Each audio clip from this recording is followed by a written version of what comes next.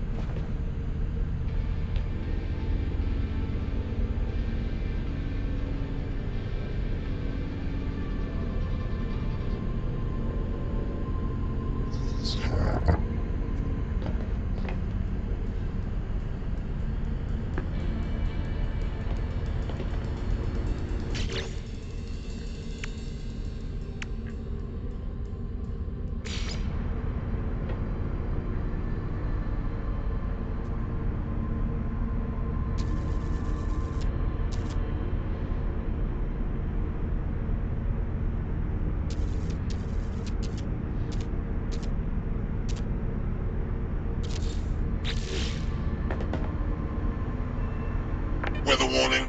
Incoming storm.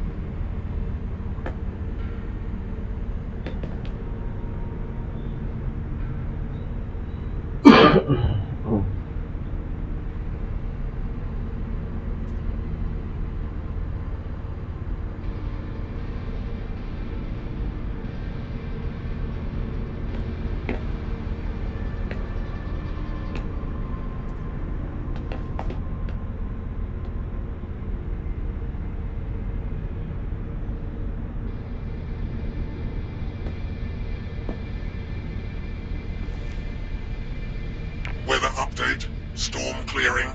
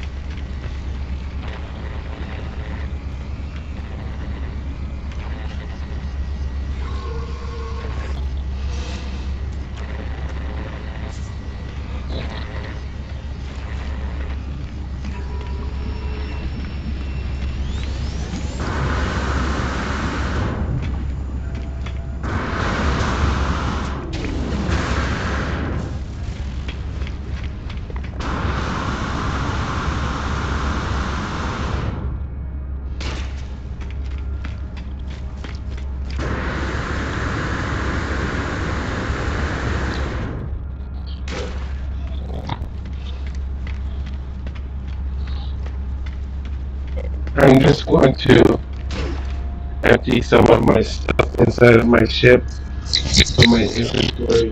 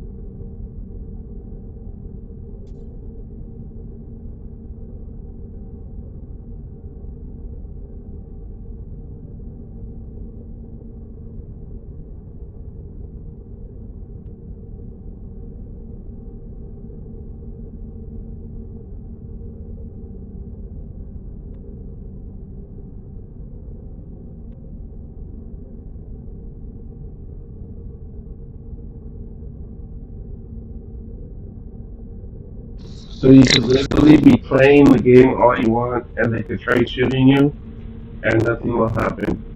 That's the cool thing. You could play the game the way you want to.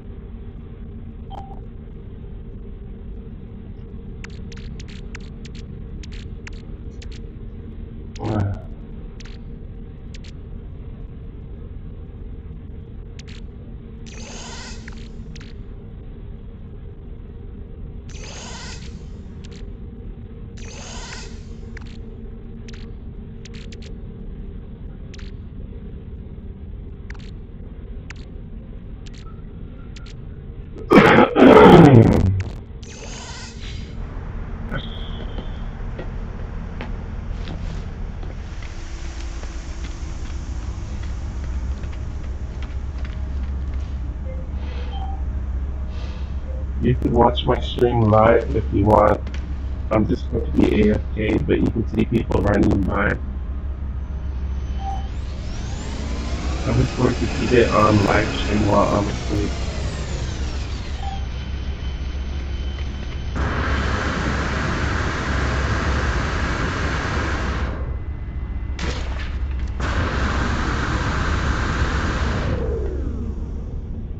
Oh, did you see the live stream? Is the picture clear or not really? I don't have really good internet, so probably the stream isn't really clear.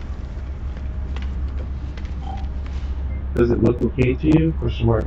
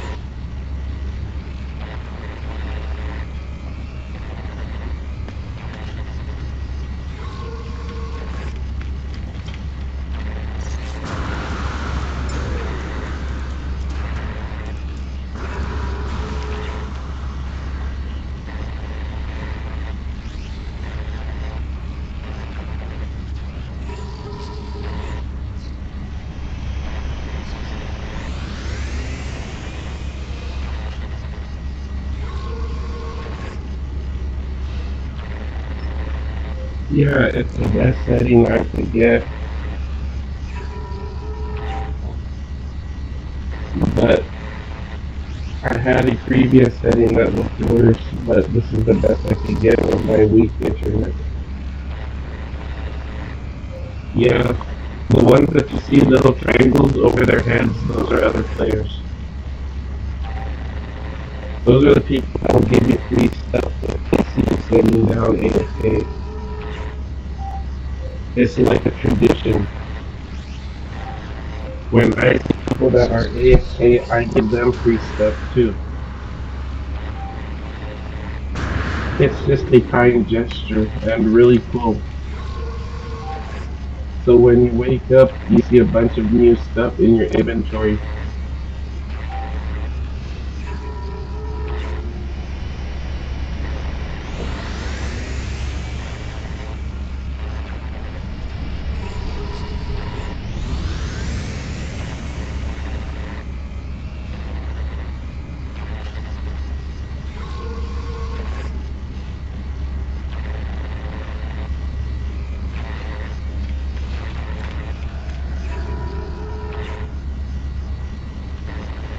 But in a way,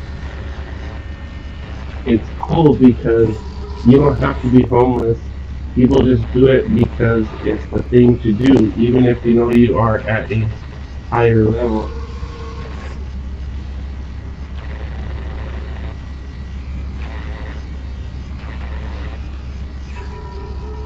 It's literally free stuff, and it's super rare. Also, I always remember to give back when I see people AFK to keep the kind gestures going.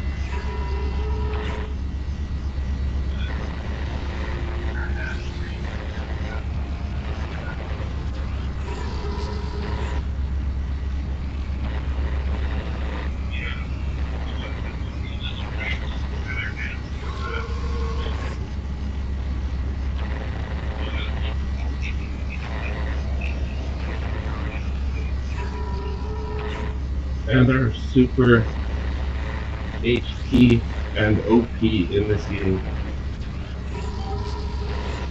So they have enough to give. Even when I see people sitting and I have enough stuff to give, I always give back. I always remember to give back.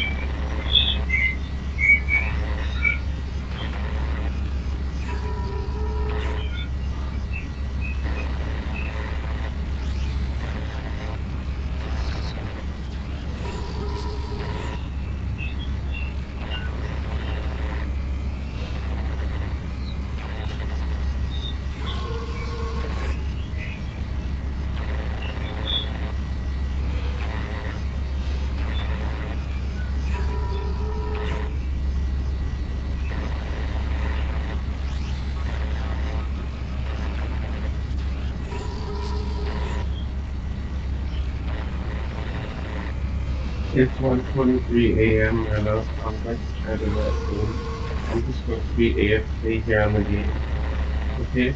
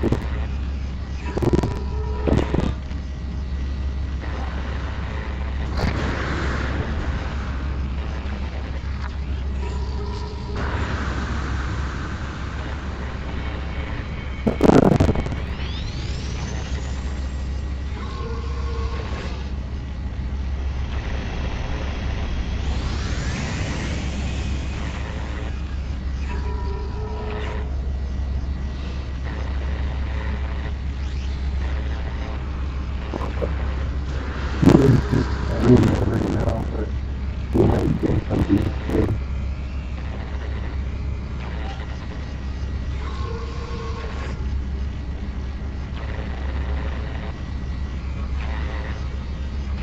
Unless if we just doing something that I didn't see it.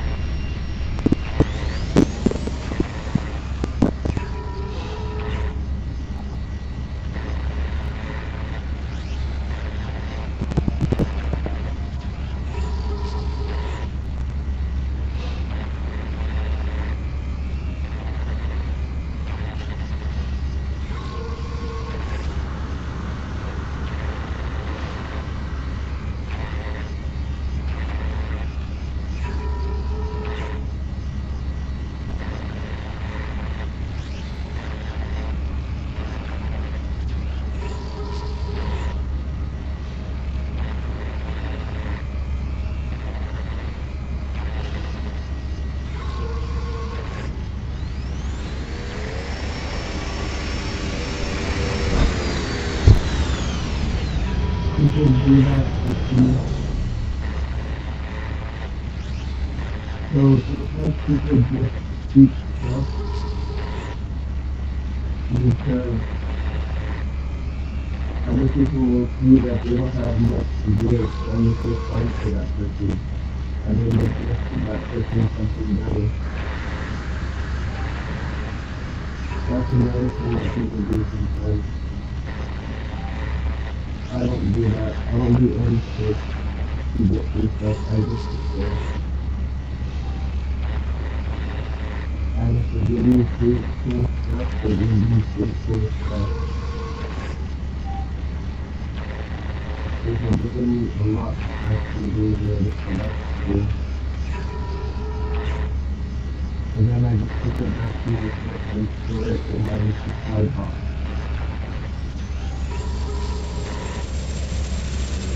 And use it whenever I want.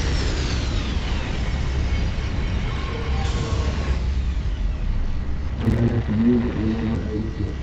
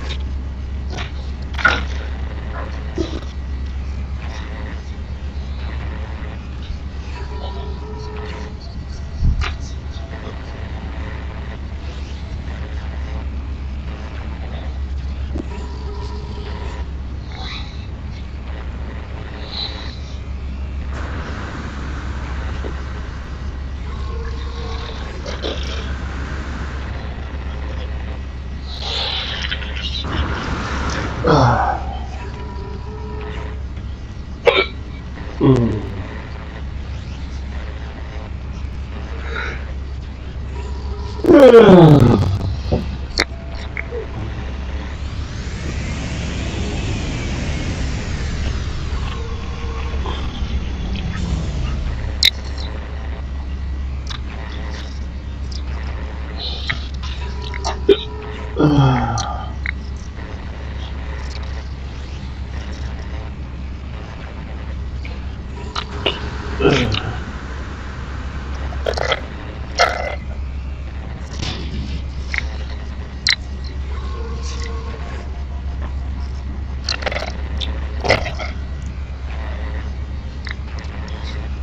Oh, God.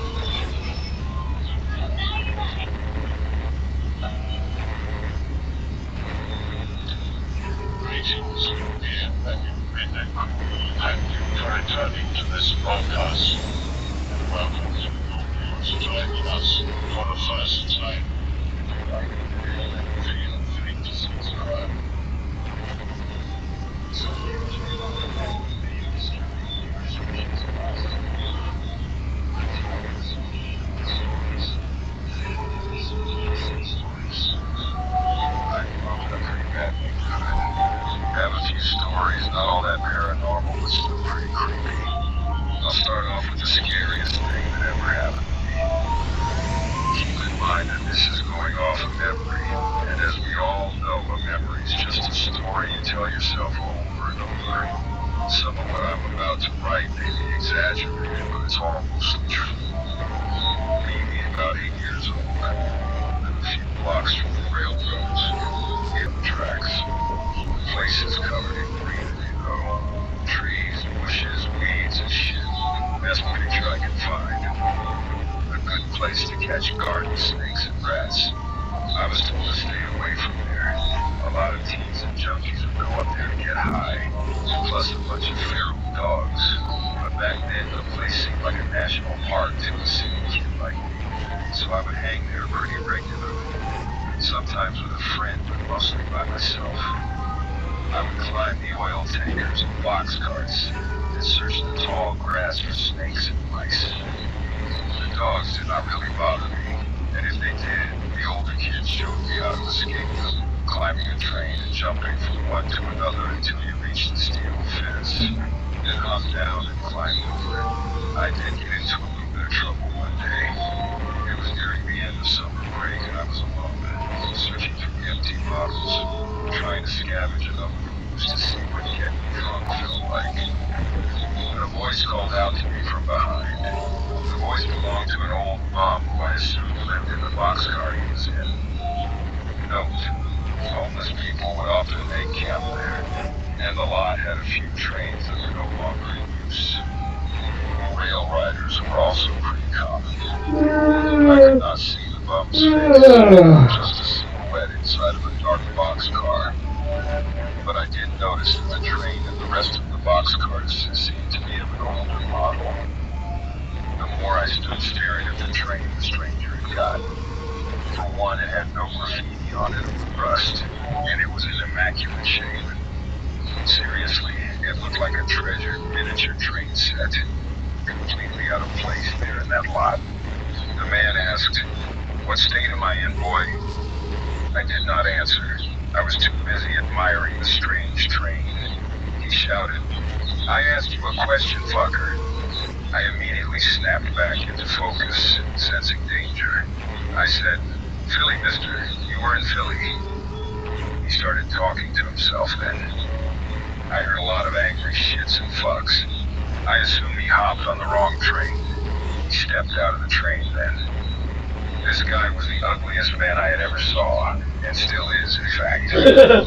He was a filthy tramp with a long, mangy white beard stained piss yellow, unkempt hair, cotton white with thin and almost gone, a huge, bulbous, rummy nose, and I swear he had eyes of such a light haze that they looked yellow. His clothes were, of course, filthy, but worst of all was the stench. I could not smell it before, but when he stepped out into the midday sun and humidity, I wanted to vomit. He said, "I am going to freeze here, kid." He said, "I need a dog or something to cuddle up with in my sack this coming winter." He started approaching me. I started backing up. He said, "How would you like to be my dog, boy?" He said, "We can start right now." Saying that, he began to laugh. I could see that all the front teeth on the right side of his face were missing. The rest were brown but did not look rotten. They looked sharp and powerful. I ran and he gave chase. I rolled underneath one of the trains all the way to the other side, jumped to my feet and made for the nearest oil tanker. They had a ton of ladders I could have climbed up.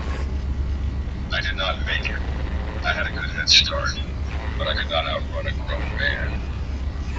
A strong arm gripped me by the collar as I was trying to climb between the gap of two boxcars. Most of what comes next is hard to remember. He yanked me back and slammed me down hard. I screamed. The back of my head smacked the gravel. I could feel my scalp open. He said some things, but I could not recall what. I held my eyes shut tight, kicking and screaming, punching and scratching, pinning me down by my throat. I was lucky though. 2 junkies nearby had heard my cries. I heard one of them shout something at the guy, but I do not remember what was said. I opened my eyes and my blood went cold. The tramp had a box cut in his hand. His attention, however, was not on me at that moment, but on the 2 figures jogging towards us. I had thought that the tramp would have jumped off me at that point and retreated. Evidently, so did my saviors. The fucker did not hesitate in the slightest. He let go of me and charged. While watching him run at the two, I could see how he caught me so fast. The tramp, while a picture of unhealthiness, ran fast. Really fucking fast. I could see the gusto leave the dude's eyes as they stopped, and then turned tail and ran. The mad bum chasing them all the while, screaming gibberish. I saw my chance and ran. I did not bother climbing anything or trying to hide. I just made straight for the fence, rolling under trains as they went my way. I heard a yell of pain, but it did not slow me down. I was more than halfway to the fence by now. It was not until I heard the smacking against metal that I looked back. The tramp was on top of an oil tanker that ran horizontal to where I was, but it kind of curved inwards. He was gaining ground quickly. As fast as he was, though, I knew he could not have caught me. The fence was only a few yards away.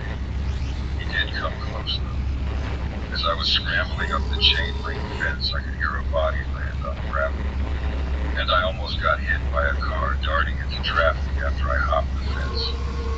I got away bloody, bruised, and concussed, with pants stained like this.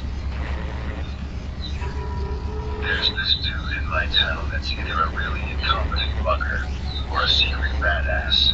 I often take night walks around my area in semi-urban UK, and this one time I saw a guy in all black with a sort of blackface wrap. I immediately stopped to keep my distance. Didn't want to get mugged or some shit because it was around 3 a.m. at this point. It looked like an urban ninja though. I could stand by some cars pretty close. So again, looking around, he broke out into a sprint down an alleyway. This is the point where I'd love to say I followed him and got inducted into his urban ninja club. But I carried on my usual route to keeping sure to watch my back. Fast forward about 3 months or so, I saw the dude again. This time I wasn't quite aware it was him, I just thought it was a dude heading my direction. Being that late, I decided to cross the road to make it easier for the both of us. A minute or so later, when he's close enough for my periphery to pick out details, it's this masked guy, and I can tell he's eyeing me. Spaghetti starts flowing out of my pockets as I pick up the pace slightly to get away. As I said, probably just a terrible criminal, but to casually walk around that late in lamp-posted streets all masked up. Strange shit. Nick related. It's the photo of the building you were in during the day. Be me, 18 years old. With friends, I want to go to an abandoned prisoner of war camp in a small town near our town to explore. Anchor Beach, 10 p.m. Drive to town. The camp is down a dirt road. Already kind of sketchy. We drive down it and park the truck. We get out. Get there. Explore the first 3 buildings. Hey, pretty cool stuff in there. We go to the 4th building. Only way to get in is through a dark, broken window. We all get in. Notice blood stains on the floor. Nope. .jpeg. Do not want to look like punks. Keep it small. Go down a narrow hallway. All walls have holes in them. The flashlight on the phone turns on. What the fuck? Turn it back on. Look at my friend beside me. I see a tall, feminine, dark shadow figure out of the corner of my eye. Look to where I saw it. Nothing there. We all dip back to our truck. Fly out of there like a fast motion bird. Go back home. Still fucks me up to this day. Chicago, about 5 years ago. Sold weed sometimes in high school to make a quick $20. Who has not? I never considered myself a dealer, but I guess some people did. My friend, who I usually buy from, asks if I want to do a few deals and make money. Better than working at Burger King. Says he knows another guy named Randy who has really good weed and other things. And I do not know. Weed is one thing, but I am not looking to get serious with this.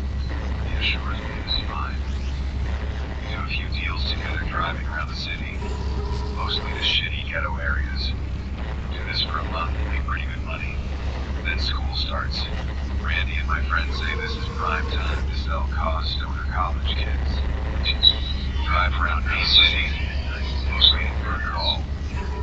Get it from the neighbor 2ty7hDewfwef neighborhoods. Not as bad as our usual spots. I sit in the car while the other two go inside. 15 minutes later, I am still sitting there wondering what the fuck is taking so long. When I get a call to come in and bring the keys to the glove box. What? Is he talking about a weed pipe? Oh my goodness. It is a Walther 380 handgun. Do not know what to do, but they have the keys. So I grab it and try to casually walk to the house. Walk into my friend and Randy, and an unconscious man and his gangbanger-looking two friends held at knife point by Randy on the couch. They are saying something about them trying to rip them off and steal, and they gotta teach them a lesson. Drag unconscious man out to the porch, and beat the ever-living shit out of him with a lawn chair. Finish by pouring boiling water on his back. I am sitting here watching this Scorsese shit unfold. We drive home. Randy is laughing his ass off. And begins to scream and go home. Never talked to anyone at the end of that night. And spent the next month playing dead until they moved on. And that's how I became friends with the sadist drug dealer named Randy. Tale from a former street urchin. I've seen a lot of weird shit at night. Sorry if I green text bad ID. 5 years ago, living in the ghetto, walking around at night. No place to sleep. And then I became a friend of homeless neighbors, cleaning up the city. Going down one street at night alone. Very nervous for no reason. Obviously it is bad neighborhood, but I have never really been on edge like this. Turn down the alley. If it is empty, this is my bed. Oh shit, it is not empty. Two people down the alley, completely naked on their hands and knees. Naked people are usually mentally ill. Turn around and start going as fast as I can. Never smart to run, because if people see you running, they might chase you down. They split you in the alley. Sometimes it's smart to run. Sprint to the police station 2 blocks down. They usually arrest the homeless, but I figure they will not follow me there. Hear them gaining on me fast. I am done for. Look back, they are gone. Do not know what the hell happened. For a few weeks after, I think I see them looking at me from around corners, disappearing when I look. That night was fucked up. I was living near Lafayette, Louisiana back in 2007. Driving home from Walmart about 1 a.m. during the week. Had to grab a new ink cartridge. Driving down the back road with no street lights, a few houses here and there with nothing close together. Looking ahead, I see something on the side of the road. Get closer, and it appears to be a woman in a white dress. Get even closer, and her face is wildly contorted. She just stares at me as I drive by. I was not sure if she was lost, crazy, or some fucking ghost. I sped up and drove away as fast as possible. I only lived about 1.5 miles from where I saw her, and I lived in a one-story house with a huge window next to where I slept. I was so freaked out by the thought of her being by my window, I decided to sleep in my living room. I should have said I tried to sleep. Did not sleep at all that night. I work in fast food. The place I work is next to a bus stop, and in a state with large open population. I have a couple of stories of insane, questionable characters. The first story starts with me working outside. I have to stand in our drive-thru with an iPad to take orders. Standing in drive-thru. It is dead, so I'm just kind of shuffling around, waiting for the customer. Where I stand is directly in front of the glass parking space in our parking lot. Not many people park in this space because it is far from the store. A big white truck pulls up into the space. I begin to turn around to see who is parking. But before I can, the driver pulls out of the truck and into the driveway. He is wearing all white painter's clothes with a dust staring at the main street beyond the end of my driveway, holding his head in each direction of the street. At this point, I'm just staring at him confused. Do not say anything, but glance back at his truck. His license plates are both covered by a sheet. Looks intentional, very suspicious. I look back at him, and he turns to go back to his truck. He sees me and stops. Looks me in the eye with a frown and says, "Go home." He gets into his truck and backs up.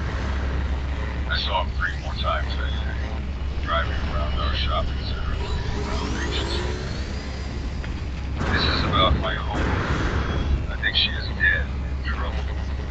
This woman seems to be on drugs, but not super bad. She is mostly friendly. Talk to me sometimes. She tells me about her son. He has the same name as me. See her almost every shift. She always says hi. I would say she was a friend. I've worked here for 9 months and see her all the time.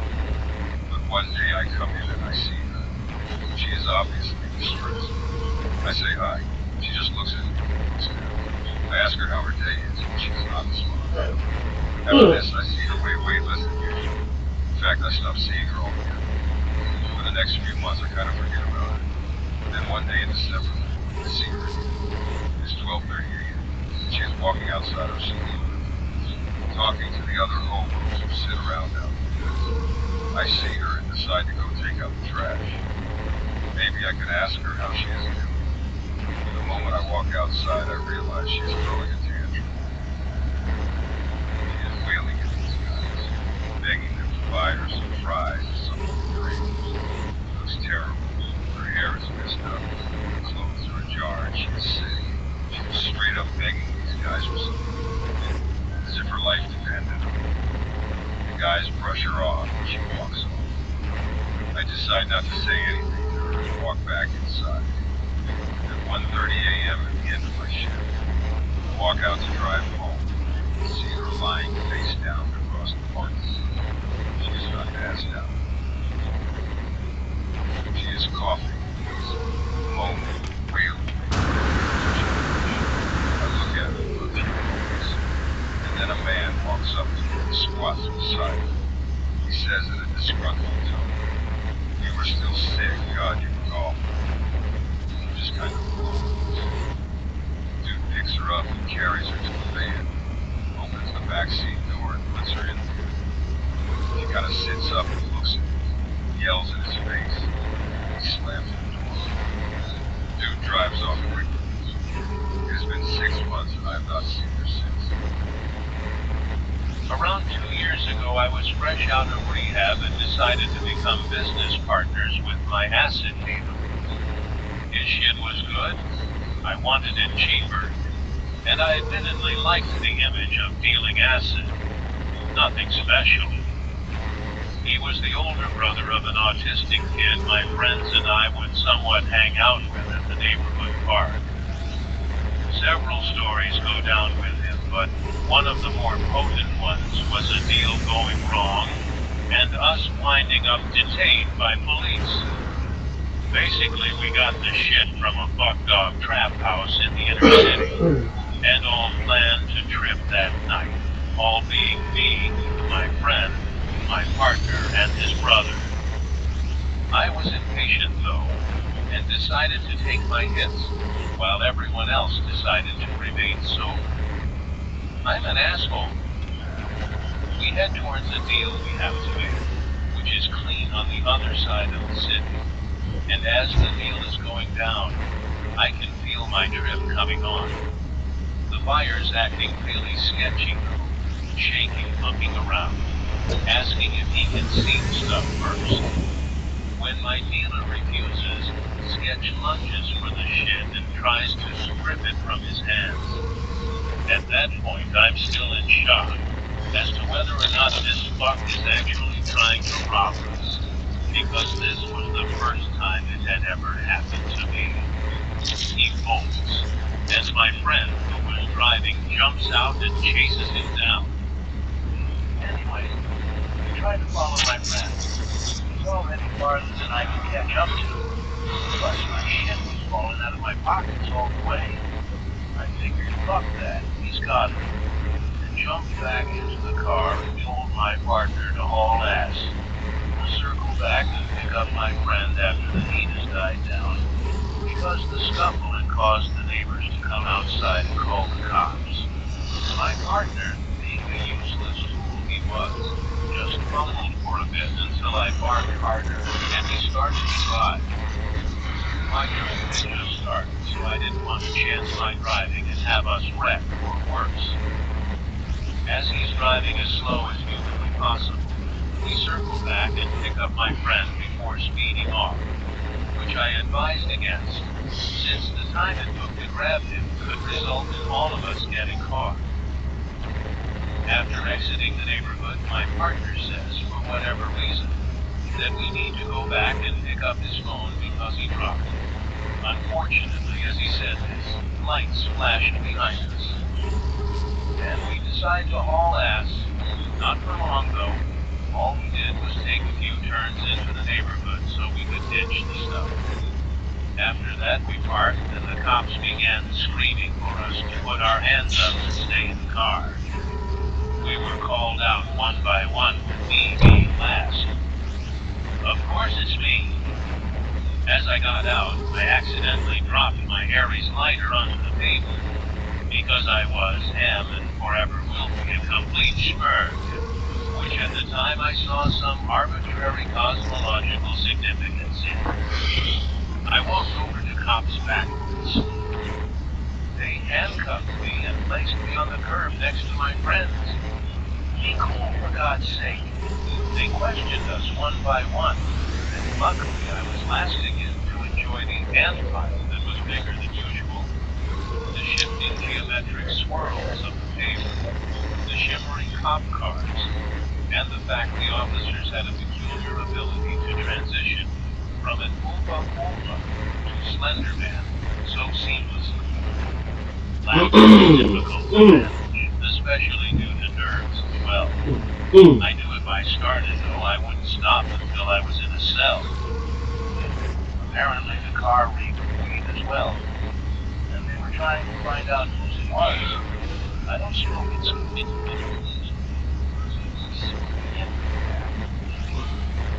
we regained posture. Our lights was now high and down.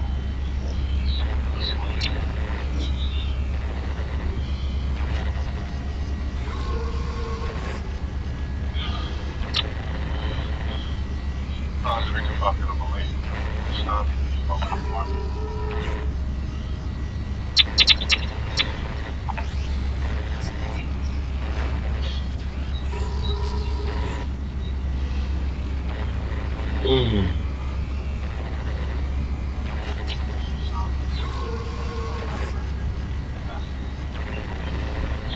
Not hell is long. But seriously, the Somali have traditionally lived throughout most of Norway, except for the very south and southwest. The Southern Sami, for instance, live in Trøndelag, and they speak a distinct Southern Sami language, which is unintelligible to Northern Sami speakers. In the village of Trøndelag, where I stayed for a while, there were only 2 Sami families who roamed the mountains with their reindeer once a year. Sometimes, they would send their children down to the village to buy food. One of those Sami families owned a sawmill in the village. The man's name was Lasse. His name was unmistakably Norwegian.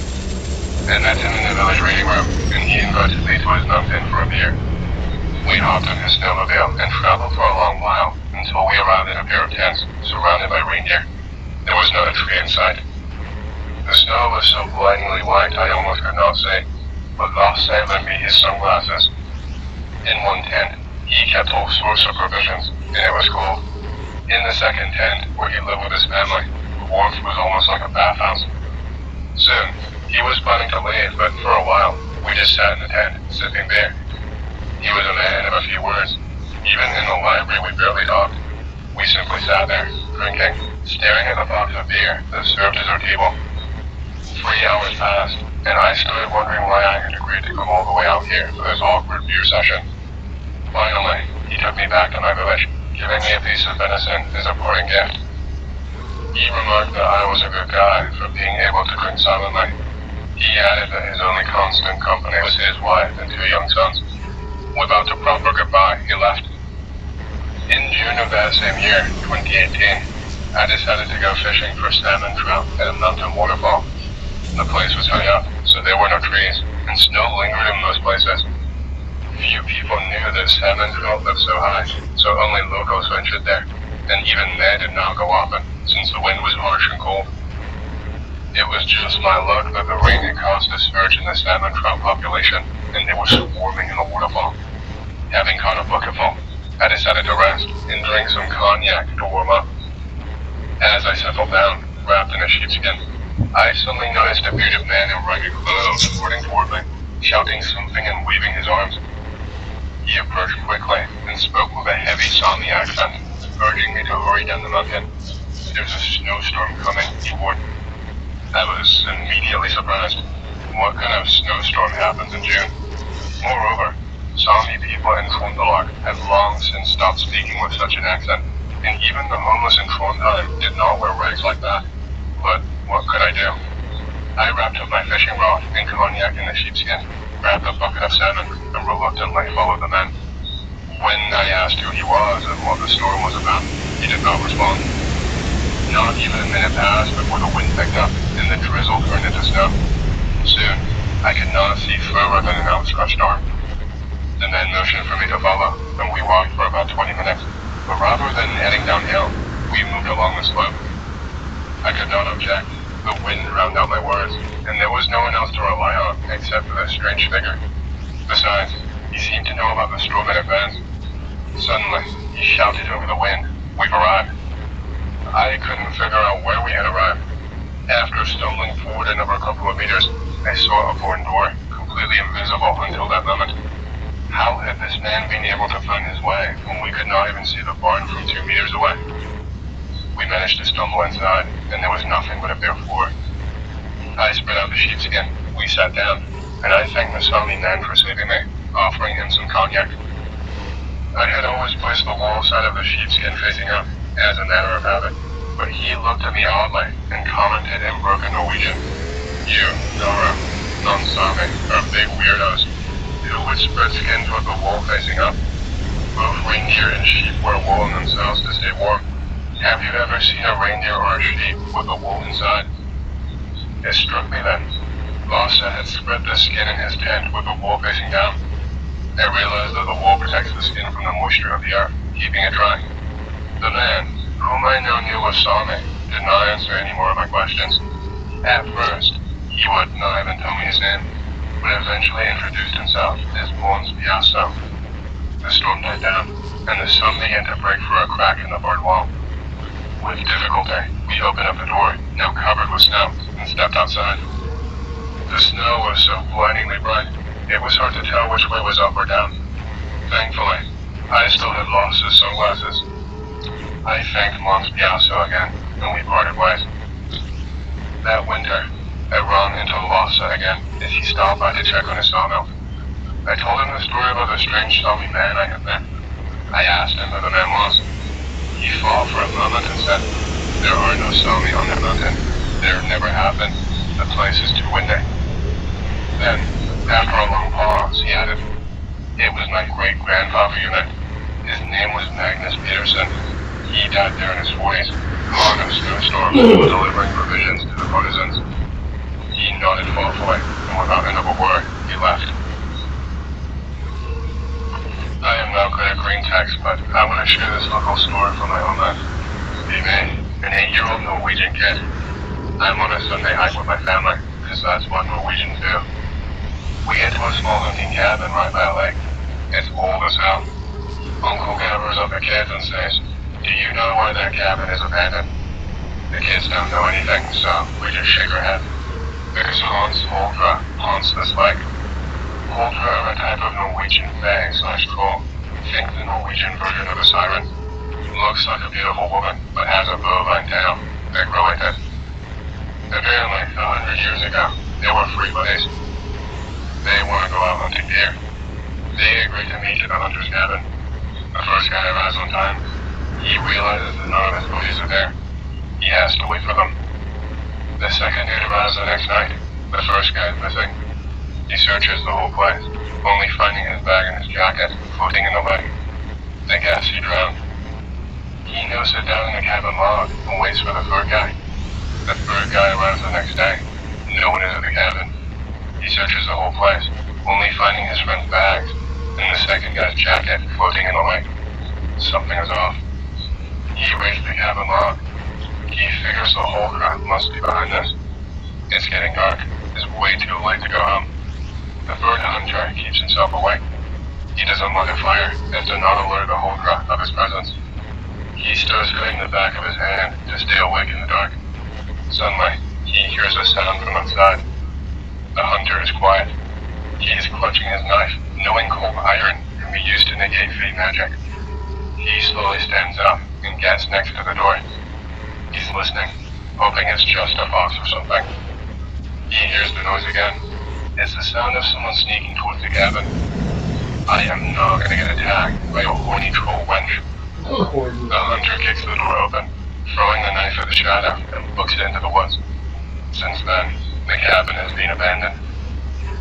The 17-year-old May, on a number of Sunday hike with just uncle and dad, because that is what Norwegians do.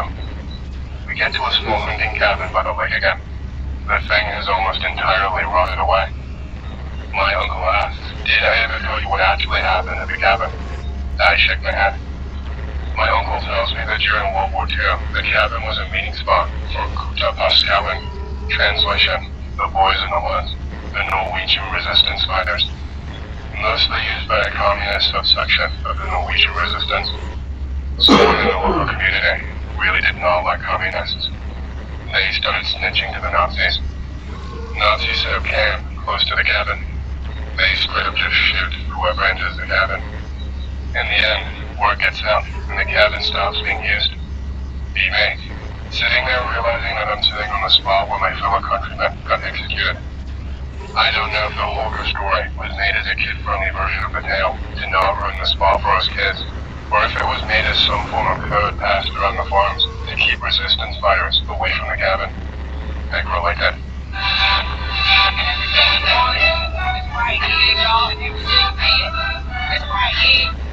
I grow like that.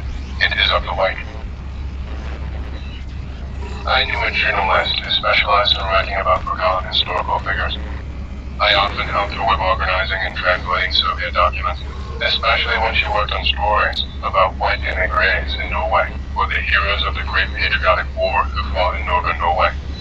Then, she stumbled upon the incredible story of a Ukrainian partisan named Rambovsky. This Ukrainian Rambo had been captured by the Nazis and brought to Norway to help build roads alongside Soviet and Serbian prisoners, but he managed to escape, acquire a weapon, and began fighting as a partisan in the forest. He had no knowledge of the area, and for 3 years, he hid right near a German military base. Neither the Germans nor Rambovsky knew of each other's presence.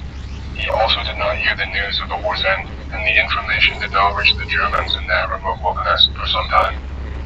On May 12, 1945, a German patrol finally caught him, but he escaped again into the forest, taking 2 rifles from the Germans in the process. That evening, those same Germans learned about the war's end. To their shock, a mysterious submarine arrived from the shore and took Rambovsky away in an unknown direction, an event witnessed by local peasants. While the Germans eventually made their way to Argentina, as historical records suggest, the locals believe the Germans instead hid in Antarctica, constructing flying saucers. The story took another strange turn. In the summer of 1945, Rambovsky was found sleeping in a peasant's barn, captured and sent to a mental hospital, where he later died. To this day, locals tell their children that Rambovsky will come for them if they stray too far in the forest, taking them off to Russia.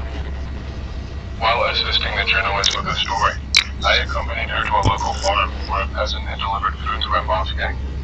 On our way, we stopped in a larger village to get some water. We decided to take a break and smoke in a picturesque meadow, surrounded by about 50 brown cows, just outside of the village. In the middle of the meadow stood a small hill covered with fir trees. Around the hill, we could see the remnants of a fence with barbed wire. First, we followed it through the hole and found ourselves in the woods. There, standing alone, was a vertical stone with runes etched into it. It wasn't particularly unusual. There are plenty of such rune stones in Scandinavia. However, this one had been fenced off, probably to protect it from vandals who might damage the stone, as had happened in the past when drunk teenagers lit fires near these sites. But I had never seen archaeological finds protected with barbed wire before. I also could not find any reference to this runestone, not even in the detailed archaeological maps. The hill that it stood on was likely a Viking burial mound.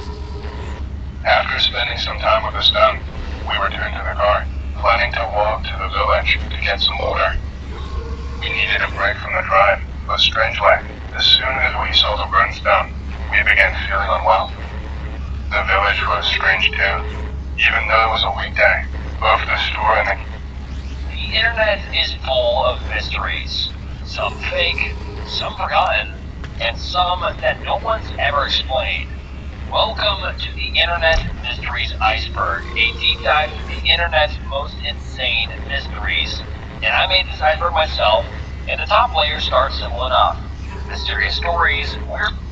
Hey, what's up guys, and welcome back to the channel, and today we're getting into some creepy 4chan threads. You guys have been loving this series, and I have loved recording these videos. These 4chan threads are so interesting, and today I have some creepy ones for you, some scary ones, and just some disturbing ones that you want to stick around for. I appreciate you clicking on the video. If it's cool, please like the video, subscribe to the channel, and join our Patreon for early access to every single video, and much, much more. I appreciate you stopping by. Grab a drink, grab a snack, sit back and relax. Without further ado, let's get into some creepy 4chan threads. It has been many years since I've told anyone about my experience. I normally keep it to myself, as anyone I tell it to thinks I'm crazy. I don't blame them either. If someone told me the story, I would think they were a lunatic. Me, just got out of high school, wanted to do something fun. I decided that I'll kayak through the Florida Everglades by myself. My mom hates the idea. My dad thinks I'll be fine. I had been camping, backpacking, and kayaking for about 7 years then, so I was fairly experienced in bushcraft. Ergo, like my dad, I thought I would be fine. Boy, was I wrong. As a precaution, my dad gives me my great-grandfather's old groundhog hunting rifle. My base with my great-grandfather's groundhog rifle is a M1903 Springfield. Regardless, I grab my shit and rush off into the unknown. I decide to kayak around the Thousand Island portion of the Everglades.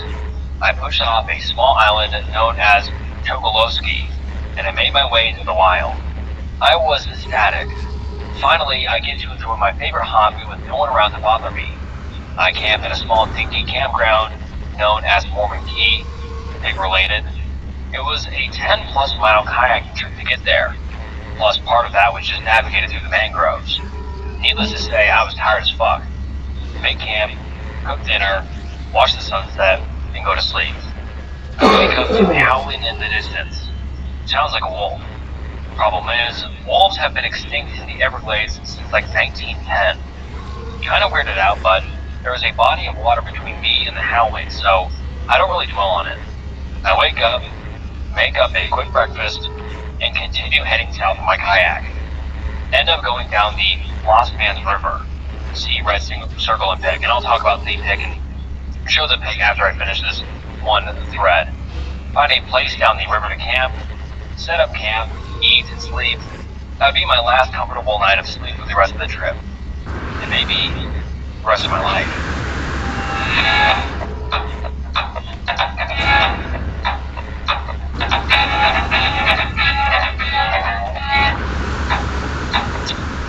Comfortable night of sleep for the rest of the trip.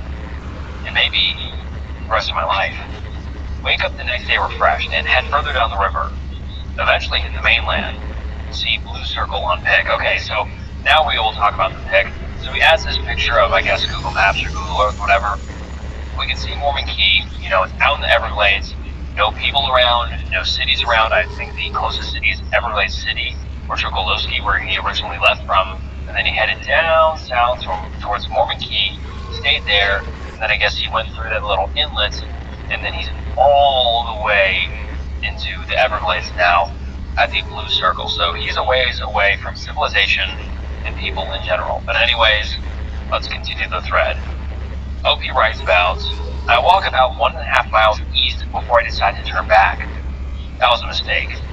I tripped, fell, hit my head, and knocked myself out. Fuck me. I wake up about 2 hours later. I pick myself up, orient myself, and start heading back towards the kayak. I get to where the kayak was, and it was gone. The rope is still tied to a mangrove, but the middle is chewed through. It finally hits me. The kayak is fucking gone. My tent, most of my food, water, other gear, and most importantly, my transportation is gone. I decide to get to dry land, as I don't want to be in the mangroves at night. I get to dry land, eat a granola bar, and decide to head northeast in the morning to try and get help. I fall asleep with my head on my pack and next to a fire. I wake up only 4 hours later to the noise of howling. Wolf howling.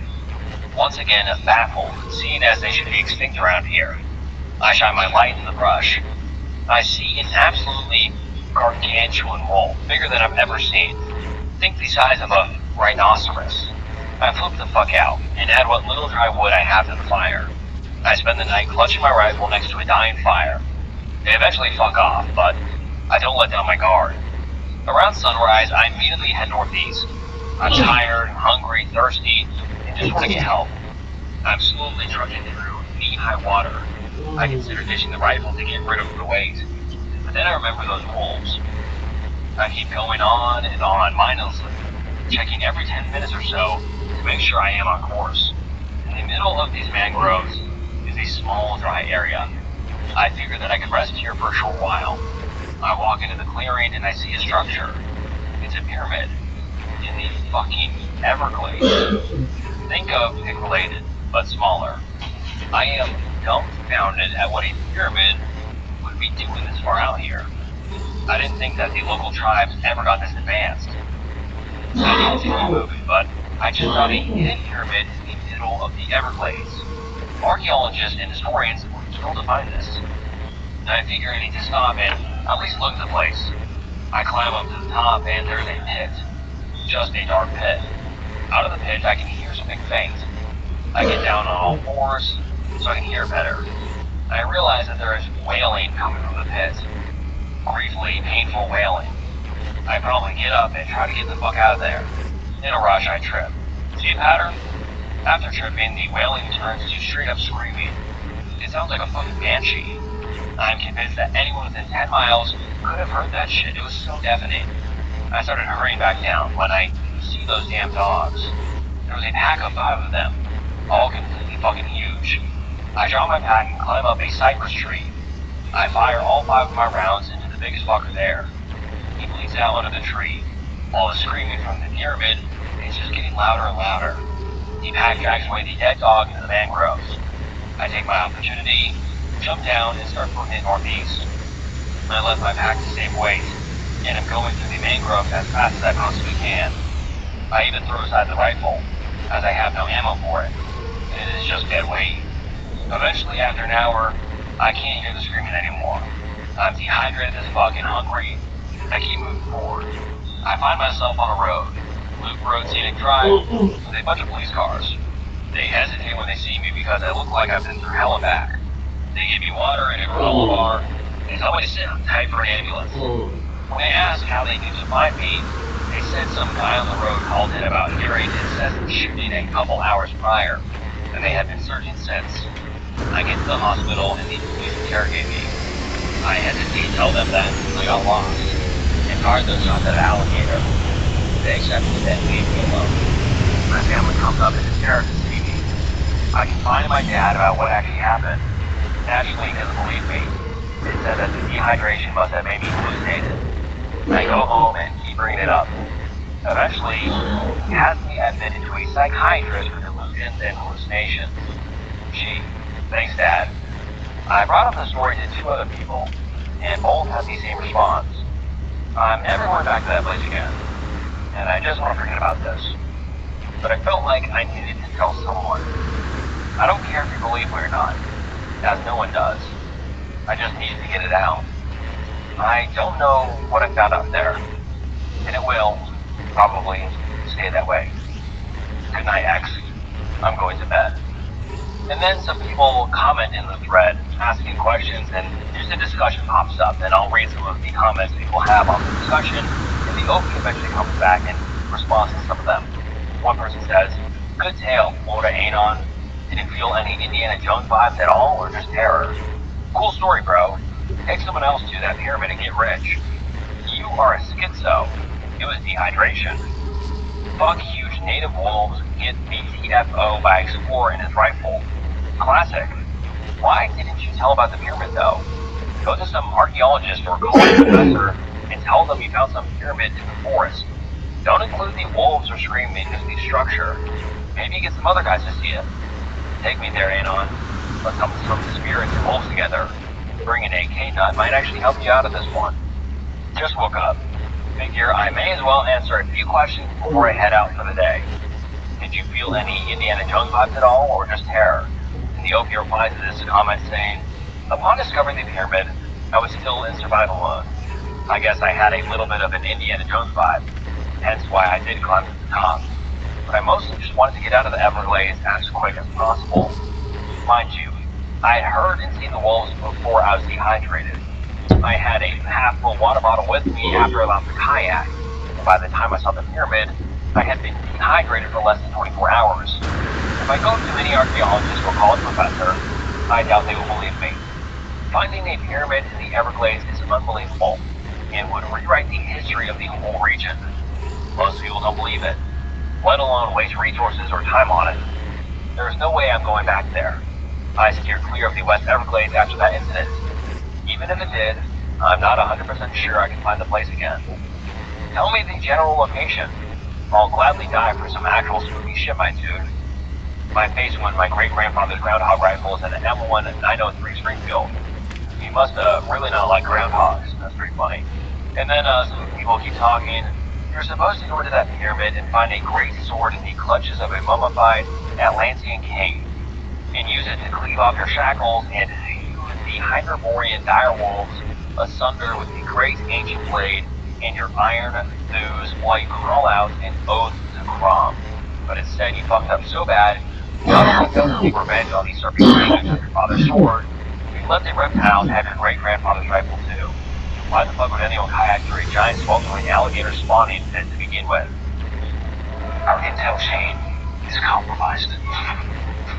How long have you willingly been committing treason against the United States government? What? You're the mole, Alexander.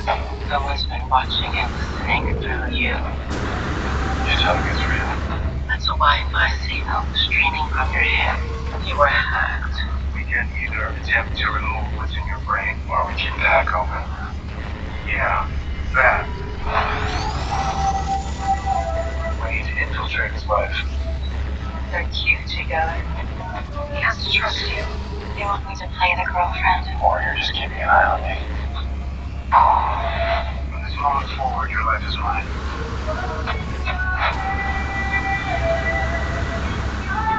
Tell me why you chose me. We need whoever is watching to think that you are in the clear now. Then we use you to find them, then destroy them. Okay.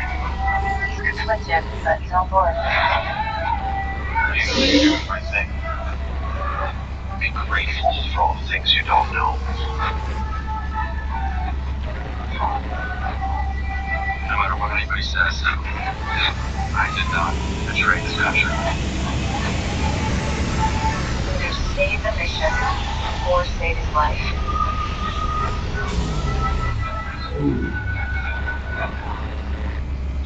Are you in?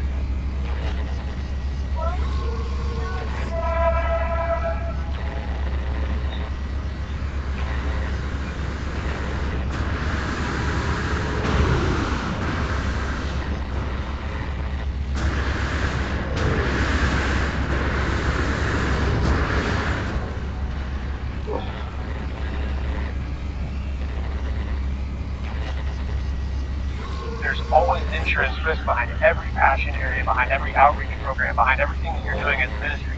So having a partner who knows how to ask that question is huge. And so I really like that as a starting point.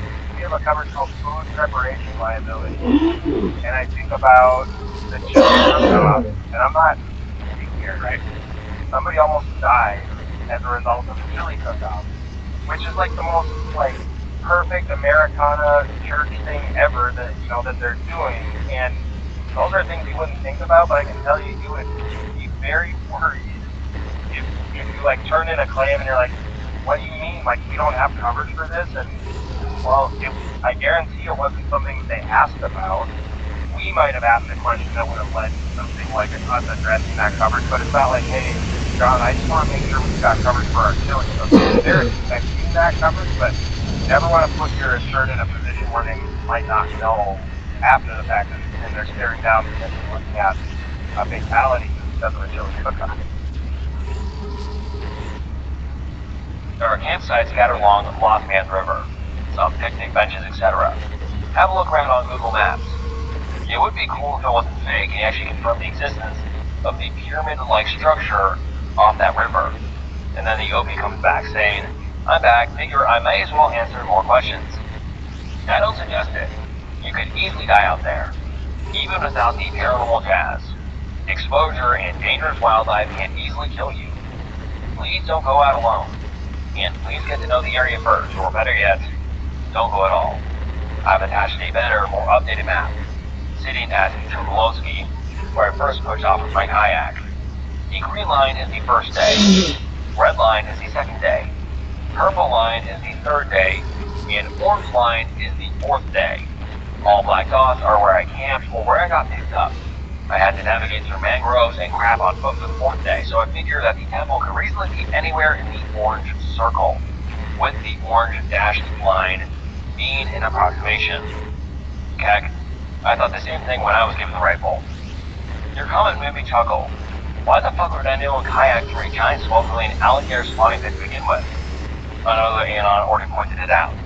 But the outer area, where I was kayaking in the first 2 days, have designated camping areas about every 2 or so miles. I suppose something about the area is just charming to people. I go because I like the area, and I like isolation.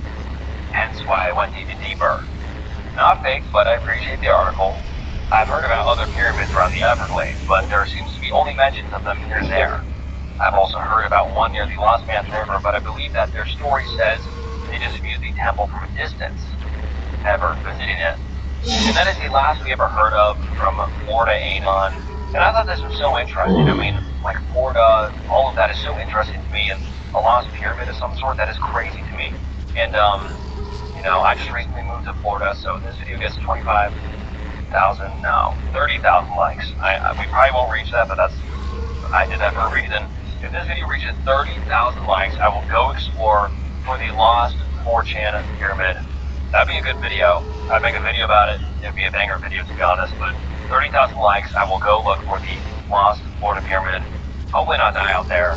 Maybe even see some big wolves or something paranormal. That'd be interesting. So, yeah, if this video reaches 30,000 likes, I will go looking for it in real life and film it all and make a video about it. That'd be super interesting, but I doubt we will reach that goal, but, we never know. That could be very, very interesting. But, yeah, this was a very good story. I enjoyed it a lot, and, there's a lot of mysteries out there in national parks, especially the Everglades. So if you want to see me go explore for a lost pyramid, like the video, and subscribe to the channel, and on to the next one. Entities me and my neighbors had to deal with back in 2005. Moved into a house in the outback in South Australia in 2005. Pretty much every person living in our street had only lived there for under 5 years, apart from an elderly couple that lived at the end of the street. This elderly couple had lived in the street for 40 years and had raised their children in the street. They said strange things happened on that street, and a lot of people can't handle it and leave. They never really went into what scared people, just saying the whole street was haunted or something like that. But they did say it only started happening in the early 90s. First experience I had was a week after moving in. I heard a low-pitched humming sound coming from outside my bedroom window. When I looked out, I saw this tall, black figure with long arms and long fingers with no facial features. He was slightly transparent. He was backed up against the wall, holding up the garage area of my house. Due to his height, he had to be hunched over. I was looking out for about 5 seconds before it realized I was looking at it. It turned its head towards me, and I quickly ran away from the window and ran and told my parents. My dad went out and saw nothing was there. I sketched what I saw. Pic related. And we can see the picture he drew. Black figure, long fingers, long arms, and very interesting. And then he keeps posting and he explains, I started hanging out with the neighborhood kids. They're all teenagers, and they told me their stories, and all described the same figure I had seen. One of the kids was Aboriginal, and we would go visit his grandfather a lot. He called the entities Bialuma, which translated roughly to stranger man. He said that the Aboriginals in the area had been dealing with them long before the arrival of Europeans, and said that they weren't of the land, which kind of meant they didn't belong there or weren't natives there, and that they would take children away and eat them. He said that the Aboriginals cast them behind the creek, but since the creek partially dried up, the Bialuma had once again been able to get into the town. The town that I lived in was built directly over the previous Aboriginal settlement. This Aboriginal tribe wasn't nomadic, and had remained in a small area for over 1,000 years. One day, me and my friends were playing cricket out on the flat pitch of desert in between the road and my house. The sun was setting, and as we were packing up our stuff, we noticed that there were people off in the distance approaching the road. The closer they got, the more details we could see, and we noticed that they were fully black, tall, and that they weren't walking but floating. We could also hear a low-pitched humming sound that got louder the closer they got. We bolted back to my house and told my parents, but my parents once again just didn't believe us. I hassled my father enough to drive down on his motorbike to the area we saw them approaching. After 9 minutes, he came back to the house, visibly shaken, saying he saw them, and that I wasn't to go down there anymore. Every time I tried to get details on what happened, he would always change the subject. Here's 5 tips ideas for tool lovers on your list. Number 1, the U.S. General Mitt Toolbox, now available in 6 colors, including red. Number 2, this Icon 10mm socket set. I'm gonna need 2 of these. Number 3, the Hercules 12-volt right-angle die grinder. Number 4, the Icon Lofting Flex Head Ratchet and Spin Set. And number 5, the Spiky 1000 amp jump start. Find all these and more gift ideas at Harbor Freight.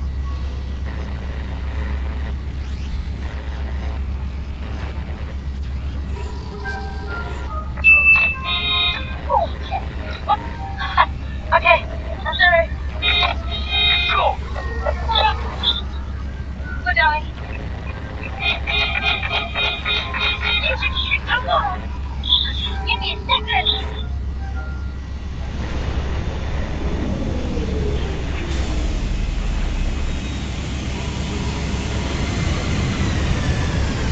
The OP attached a picture of his bedroom window and where he saw the figure standing. So, for everyone about to call this story BS, the OP does include pictures of his house and the area around it, so that does add some credibility to it, in my opinion. But, you see where he points out his bedroom window and where the figure is standing. I don't know why, but that is so creepy and disturbing to me. And he continues his story saying, one night I was coming home from a party with my friends, and as we passed the empty lot in the street, we saw these 2 small figures sitting on tree stumps, just staring at us. One was bigger than the other, and once again we heard a low-pitched humming sound.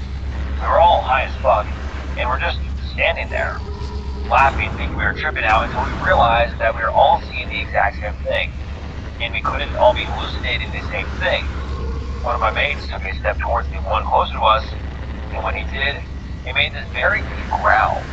I had never heard anything like it. And to make a long story short, we screamed and ran to my house. I'm mentioning this because unlike the tall figures I'd seen, and I'd seen them a lot of nights, these things were completely physical and non-transparent. They were shaped like babies, but didn't have a neck. And then he added a picture of the two tree stumps they were sitting on. Very interesting. And then he continues talking. Now this is where shit heats up. There used to be a group of kids that would take their dirt bikes down the creek and would go riding way out in the desert. One day they didn't come home, and everyone assumed that they just got lost. They were found a week later. All 5 of them. They were alive, with no food and no water, out in the Australian outback for a week. What scared me was what one of the kids' younger brothers told me. He said that his brother had said they saw a light out in the desert, and they felt compelled to follow it. He said he felt like he was in a trance, and they didn't stop following this light for the entire week they were out in the outback. He said no matter how far they kept traveling, they didn't seem to be anywhere close to it. He said if the farmer that found them hadn't found them, they never would have stopped following the light, and eventually would have died. And then he attaches a picture of what it looks like. It's kind of dark to see, but it looks like he points out his house, and then here's the creek that runs around the town, but due to it drying out, it stops around here. So you can see his house, the creek that he's talking about, and I assume all the way down there is where the kids were. Very cool that he's attaching this picture so we get more of a perspective. Anyway, getting to the final part of the story. So my mother had gotten sick of me being scared all the time, and called her sister, who lived in Adelaide, to come visit. She's a psychic or something. So she comes down, and the moment she pulls up, she tells us not to tell her anything about what we've seen, and that she's going to wander around the street for a while and come back and tell us what she saw. When she came back, she was visibly shaken. She told me that these things were unlike anything that she had ever experienced, and that she had also run into the spirit of an old Aboriginal woman. The woman told her that her tribe were a split-off group from the Tharwal, and came to that area that would become the town I lived in to escape the Mayamula. But the Mayamula followed them. The woman then showed her horrific images of these things slaughtering Aboriginal children and eating them through a small slit in their mouth. The woman then told her she drowned herself in the creek, so she would act as a spiritual barrier to keep the Mayamuna out. She said that this worked until a pyramid-shaped pathway was built facing the way the Mayamuna had come from. This allowed them to come in once again, not the fact that the creek had dried up. And then the OP attaches another image. I can't read the top part, but I think it says, this is where me and the neighbors would spot the tall figures entering the street, and then the pyramid shape in the pathway, and then my house was on the corner opposite the path. So I guess the pyramid thing they were talking about that allowed the Mayamuna to come back. And the Aboriginal woman led my auntie down the path to show her something even more terrifying. After eating the small children, they would rebirth these kids to be their minions or some shit. My auntie said these things are completely physical and live out in the desert, and sometimes come to the town for food. She said these things are harmless, and mainly just keep an eye on people for the Mayamuna. My auntie became confused, and said if they were killing children just to make them despise, then what was their motive in the first place? It was explained to her that the Mayamuna just seemed intent on inflicting pain and suffering on people. She said that they would R-word women and men alike, make women miscarriage, cause accidents, and kill the weak. Despite this, they seem to have a personal vendetta against the Aboriginal woman's tribe, and seem intent on wiping them out. This is why they remain focused on the town. And then he adds another picture. Behind the green fence is flat, desert going, until it hits another road, then the desert continues. Pyramid pathway. So I guess this is where all the activity happens with these tall Mayamuna figures. And then he continues saying, my aunt came to the conclusion that the Mayamuna aren't human spirits, and aren't spirits at all. She believed that they were a physical, reproducing race of beings and are most likely aliens. She said she had heard of similar beings all around the world, and then he adds another picture, empty lot with the 2 tree stumps. Here's a view of my street. So I guess this is just where it all took place, on this weird corner of this neighborhood. And then he keeps talking, saying, after hearing all of this, he put the house on the market and began preparations to leave. A couple of days before we left, I went on one last motorbike ride where my father had told me not to go. While riding along a dirt path, I saw this rock on the side of the path. It was weird because it looked like it was smoothed down a bit and had some markings on it. I don't know if it's related at all to what had been happening. I personally think it's someone playing a joke because none of the engravings on it are aboriginal, and the engravings on it are all over the place. Anyways, I took it with me when we moved. Dick related. So, yeah, this is my experience with the paranormal. Thought I'd share it with you all, and it'd be great if someone else had an experience like this that they could share. And then the picture of the rock, I mean, I personally wouldn't take it with me, but it looks like there's a star on it, maybe a mother and a child, some other weird symbols, maybe some sort of, like, alphabet, or just some sort of weird language. And then the final post on the thread says, "Gotcha, mate. He's going to send more when he decides to not be a lazy fuck." And I guess someone he knew got a picture of this Malamula, and here's the picture. And his friend says, "There you go, mate. Still gives me chills, fuck." And then I guess the Opie says, "Thanks," and yeah, fucking, and then you can't see any more of the text, but you can see the figure. So, what do you think? Do you think the Opie was really seeing things out there in the Australian outback, or was just some little BS 4chan thing used to make it up? I mean, the pictures he added do add a lot of credibility, to be honest. I think it helps set the scene. I think it shows, like, what he was talking about.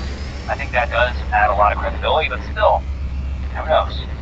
I think the Australian outback is something that really isn't talked about often, especially on YouTube and in the paranormal or, you know, scary niche. I think Australia does have some stuff going on in the outback. I mean, I don't know what it is, but I think it's very interesting. And I'm glad this post was made, and I'm glad I found it because it's very interesting. And yeah, I'm just curious to hear what you guys think. I tend to believe him. I think he might have saw something out there.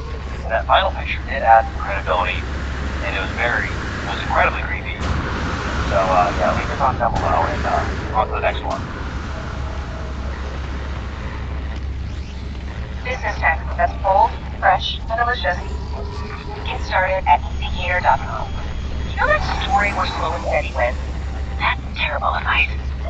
Fast and modern workforce. I'm at University of Phoenix, where I earn skills and courses I can put to use right away. Earn career-relevant skills in weeks, not years, at University of Phoenix. Amazed that someone didn't post it yet in countless K-Nope threads I've been in. Comes from very first K-Nope thread. Heading for in the woods with a bunch of mates somewhere in northern Europe. Decided to hike this old abandoned Cold War era military facility. Reached the facility after 2 days of hiking. Shit is cash. Spent the day exploring and flicking birds with 22s.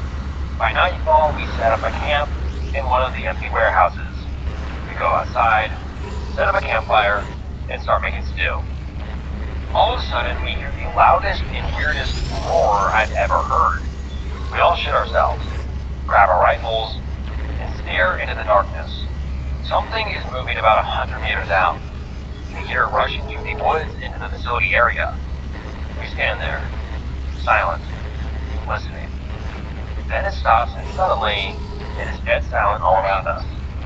Just the stew slowly boiling on fire.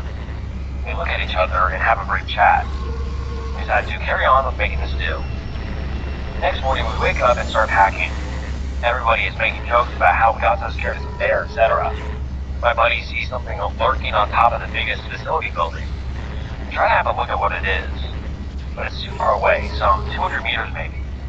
It is just standing there, with 2 legs, probably staring at us. The thing is huge, maybe over 7 feet tall. I reach for binoculars to have a good look on who is trolling us with ghillie suit. Just as I find the binos, my mate starts shouting. I look at the creature, or whatever it was, and it seems to be running by the facility wall like a lizard. very, very fast. By now, it is clear it is not human, nor any animal I know of. It disappears behind one big bunker structure. We decide to note the fuck out of there. We're scared shitless, even though it is day. As we are hiking back, we don't take any breaks before nightfall. As the sun sets down, we make a camp and start preparing supper. Everyone's a little tense, and we try to joke around. I mean, the very first Nope thread I was a part of is a very long one. Someone may want to screen cap it. And also, I forgot to mention, here is a map of the area they're in. What is that? Pros and cons on Reservoir. I don't know where this is, but interesting. And sorry, I just did more research, and it's 2ty7hDewfwef Reservoir, and it's in very, very, very North Finland. I mean, it's probably far north as you can get. So these guys are way out there. I mean, there's not even Street View, like Google Earth Street View, anywhere near it. But yeah, they are a ways away up there. Very interesting. We decided to do a guard duty during the night. My shift is 01 through 03, so I guess 1 to 3 in the morning. Birds are singing like crazy. They do that during the nighttime here. And I managed to see a lone rabbit hopping around our campsite. I would have popped that fucker, but I wanted to let my buddies rest. Suddenly, the bird stops singing and the rabbit stops. Raises its head like it's listening to something. The rabbit nopes out of there very fast like it's running for its life. I feel very uneasy and flick on my flashlight and shine it towards the darkness. I'm hoping to see a glimpse of a fox, etc. that could have explained the strange behavior of the other animals. But the forest around us seems empty. Just as I'm putting the light out there, I see something move behind the bushes around 100 meters away. It was something big. I shine the light directly at the bushes and try to get a look through my 10 through 22 scope. I managed to see something moving there, and I believe I saw a pair of yellowish eyes. Then it stands up. I don't know what to this day what the fuck it was. It was hairy looking, very dark, and had a face of lighter color, and there were two yellow eyes. The thing was around 7 feet tall, somewhat human-shaped. Although I didn't get a very clear look with my shit-tier flashlight, I was 100% sure that the thing wasn't a human, so I started panicking. Raised my gun, and lit that fucker up. I emptied the whole 2ty7hD Butler Creek bag in about 3 seconds. I didn't even aim. My buddies woke up and started shouting, and it was all chaos for half a minute. I tried to tell them what had happened as fast as I could. Having dropped my flashlight, I didn't know if the creature had been hit or if it was there anymore. One of my buddies picked up the light and directed it at the direction I was pointing my gun at. And there it was, just standing. Suddenly, the thing just kind of falls down and starts slithering at us, making no noise at all. We start screaming, grab our packs and guns, and start doping out of there. We must have ran like 10 kilometers straight up before taking a break. All of us were shaking. We didn't share a word. We walked the rest of the way to the public campground in DEFCON 1, weapons ready and listening to every crack. I've never been as happy as I was when I saw some German tourists grilling sausages by their RV. They were all like, what the fuck? When we exited the woods with guns and low-ready scans. We said nothing. Walked to our car, and drove away breaking pretty much every speed limit on the way. We talked about the thing on the way home. None of us knew what it was, but everyone had seen it, and everyone was convinced that it was not a human, nor an animal of any sort. We decided to stay away from the woods for a while. The problem is that the wildlife around here is scared of people, even children. And there has been one bear sighting in over 80 years. Continue to investigate to come. Last summer we decided to be tough guys and find out what the hell that thing was. This time we would go with 3 ATVs, in case we'd have to bail out fast. We took 2 cameras, 3 308s, and 1 1276 with slugs. There were 4 of us, by the way. A load of survival gear, and one of my buddies managed to get a Gen 2 NV camera. We also had 7 pipe bombs in case shit got out of hand. Yeah, it was kind of lame fake operator gear shit, but we thought we'd get all famous and shit if we actually killed it or got footage of it. Anyways, we entered the woods with our gear and headed for the facility. We took into the facility. Everything was normal and birds were singing again. No sign of anything abnormal. We decided to map the surrounding area and look for anything suspicious. Nothing was found. We make camp at the very same warehouse as we did the last time. Night falls and everything is still normal. We have guard shifts during the night, but nothing happens. Next day, we start exploring the woods area around the facility. We find a peculiar pile of dead trees. Looked like someone had hauled them there. We take a closer look. The trees are arranged in a fashion similar to a huge bird's nest. In the middle of the nest, there is one half-rotten moose carcass and a shitload of different animal bones. We start quietly noping back to our campsite. We park our ATVs next to the warehouse. We keep our camp in. We enter the camp warehouse and see our camping gear all torn up. The somewhat expensive cameras smashed to against the floor. Food taken and sleeping bags torn to pieces. Fuck. We take everything we could in like a minute and start driving the hell out of Dodge. It's evening by the time we get back to the public campground. A police officer stops us by the gates and checks our gun permits. Then the officer proceeds by asking whether we wanted to volunteer for a search operation. Our ATVs would be much appreciated. Some hiker had apparently gone missing in the nearby forest, 20 kilometers from the facility site. We look at each other and shake our head. One of my buddies quickly says something about being late and to drive out of there. The dude who went missing was never found. We decided that we wouldn't go in a woods in that part of the country anymore. No, we didn't, sadly, but there you go. The dude who went missing actually was found. Local police released it to the media. And he linked the actual article, but it's all in Finnish, and I can't read Finnish, and like you need to sign up for something. And so I'm not going through the whole effort of signing into a Finnish website. Title says, Missing Thai Berry Picker Found Dead in Lapland. So that's interesting. So, do you think something was out there? Do you think it was a Wendigo or a skinwalker or something of the sort? Or do you think it's just a 4chan story? But it's very interesting how there is an article of someone who was found dead in the area. So maybe something's out there in the northern Finnish woods. Who knows? Choices. They make us equal, but they aren't all created equal. Beer isn't just any beer, any more than your choice anyone. It represents a choice determined by destiny. Make your moment. When installing a forward-facing car seat, use the tether whenever possible. Check both the car seat instruction manual and your vehicle owner's manual for correct tether use, especially weight limits and routing. Typically, a tether is routed from the car seat to the appropriate tether anchored, following as straight of a path as possible. Tether routing differs by car seat and vehicle and can be over, under, or next to the head restraint. The tether should be flat, not twisted. Make sure the tether is snug and tight, with no slack. A few years ago, in 2008, a native friend and I went up to the Northwest Territories on a hunting trip. A little background. I live in Alberta and I'm in the Canadian Army.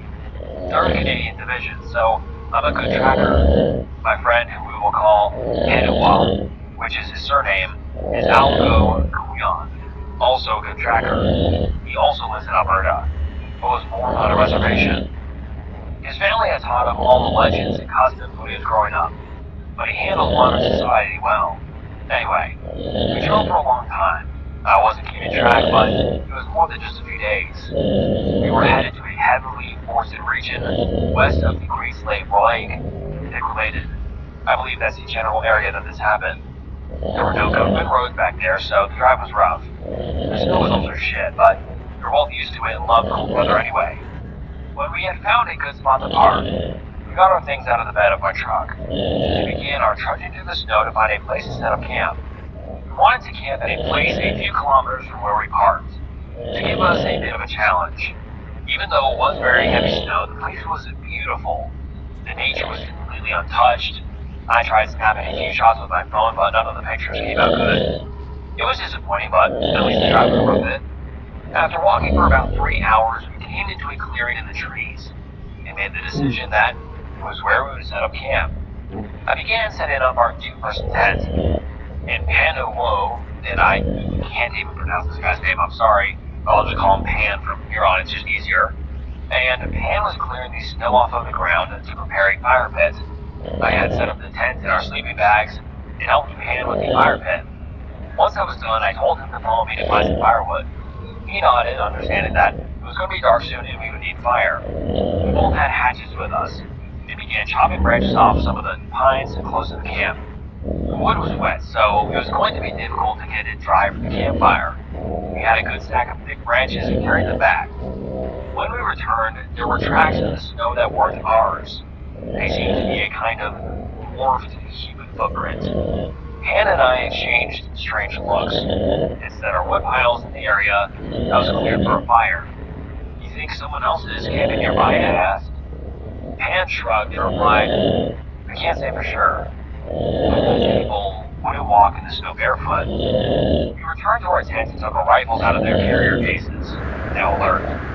We should get the fire going now. We've probably got an hour left of sunlight, I said. I headed to the pit, set up some of the wood, covered it with some dry hay that I had brought for fire starting, and got to work on the flint. The fire died out early, so we tossed our beers in a plastic bag and headed into the tent. I got out my sleeping bag and fell asleep quickly. I was awoken late at night by the sound of snow crunching. I got out of my sleeping bag as soundly as I could, but the movement seemed to alert whatever was outside, and the snow crunching stopped. I shook Pan until he woke up. He knew I wouldn't have woken him up unless it was something serious. I pointed to the tent door and grabbed my rifle, and grabbed his as well. I practically tore the zipper down and snapped my rifle up as fast as I could, stepping out of the tent slowly. Han held a flashlight in one hand and his rifle in the other, pointing the lights in all directions. Nothing, except more footprints like being found earlier. Something was definitely following us. I'll get a fire going. Don't you let go of that rifle, I told. Han nodded and held his rifle with both hands. I got a fire going as fast as I could, and pulled my rifle from around my arm and sat close to the fire. I sat there until sunrise, feeling washed the entire time. I was sweating even though it was probably 5 degrees outside. When it was light enough, we ate quick breakfast and decided we would track whatever was following us. For the next 4 hours, we were following a very faint trail. We couldn't be sure what we were following, what made the tracks at camp, or just, wow, that part was written really badly, but I think he's just saying that we don't know what was making the tracks. And regardless, we were led to a carcass and forced onto a branch of a tree. Basically, it was as if someone had torn a caribou in half and forced the second half onto a branch. It smelled awful. It was partially frozen. It seemed like it had been there for at least a day or two. We continued following the trail, but the smell of death and decay never really left. Somewhere along the walk, we had heard a very distant, but also a very distinct shriek of some sort, like a scenario makes when it's being butchered, also alive. The hairs on the back of my neck stood straight up, which in turn to leave pants faded. Why? That spirit walk among us. I gave him a kind of, what the fuck are you talking about look, and replied, are you sure? I'd like to know what the hell is out there. Their curiosity is going to get us killed. I sighed and nodded, letting Pan take the point on the walk back. I didn't recognize anything on the way back, not even the dead caribou on the tree. Are we lost, I asked? Pan stopped and turned to me and said, I don't know. The trail vanished only minutes after we turned back. I was pissed. Why the fuck didn't you say anything? I didn't want to alarm you. I figured you would walk in the same direction we came. We get to the camp. Even our own tracks are gone. We need to stop now and figure out where the hell we are. I took my backpack off and opened it up, searching for my map and compass.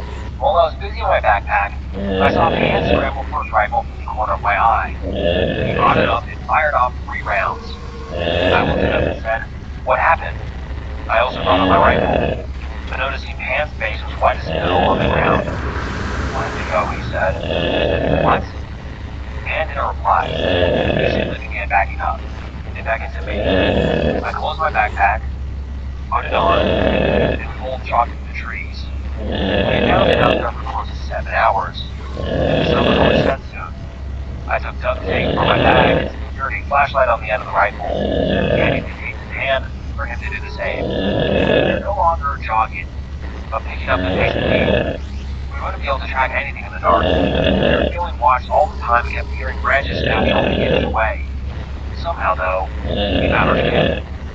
By this time, it was already dark. We packed up our things as quickly as we could and left the non-essential behind. Our tent had been torn open as well as our bags.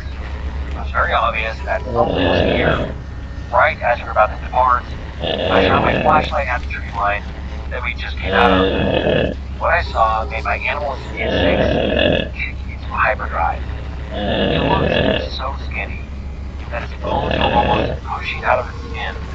The eyes appeared so sunken, almost black. The bony features were jagged, like twigs. It was just standing there, watching us. A vicious black fluid dripping from its mouth. I gasped for air and fired a round.